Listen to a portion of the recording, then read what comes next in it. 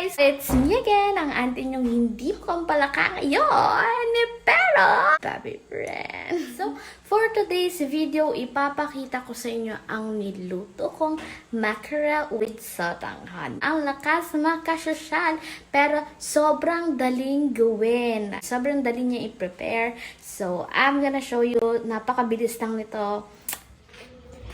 Hi guys! So, for today's video, magluluto tayo ng mackerel with sotanghon. So, ayan ang mga kailangan natin na ingredients. Onion and garlic. This is optional, chili, kasi mahilig ako sa maanghang. Mahilig kami sa maanghang, even Bem Bem loves spicy food.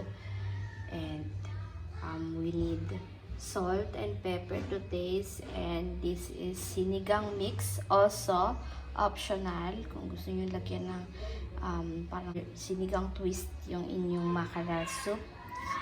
Diba? Kapitbahay namin.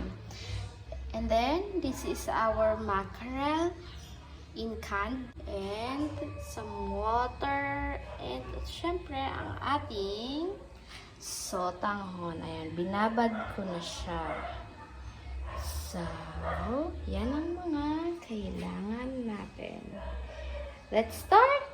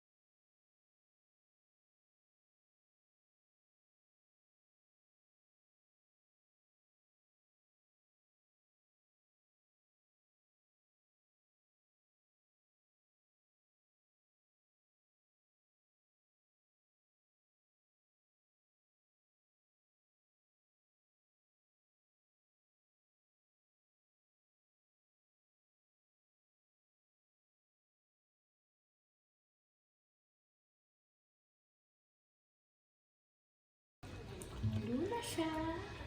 We will add our sinigang mix.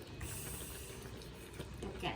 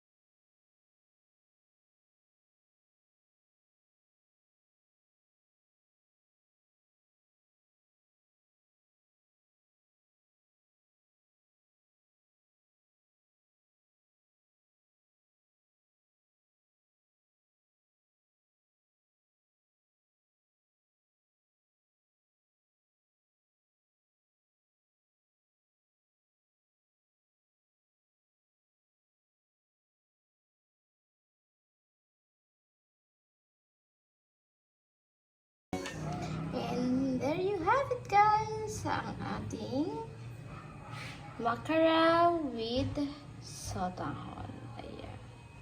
Talaga namang